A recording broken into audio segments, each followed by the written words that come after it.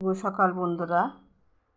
আজকেও আমরা কবিতা দিয়ে আমাদের চায়ের আড্ডা শুরু করছি। রবি ঠাকুরের কবিতা।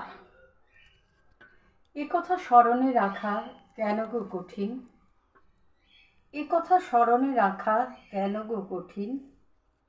তুমি আছো সবচেয়ে, আছো নিশিদিন, আছো প্রতিক্ষণে, আছো দূরে, আছো কাছে।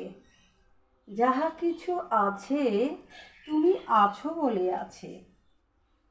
যেমনই প্রবেশ আমি করি লোকালয়ে, যখনই মানুষ আসে স্তুতি নিন্দা লয়ে, লয়ে রাগ, লয়ে দেশ, লয়ে গর্ব তার, অমনি সংসার ধরে পর্বত আকার আবরিয়া ঊর্ধ্ব লোক।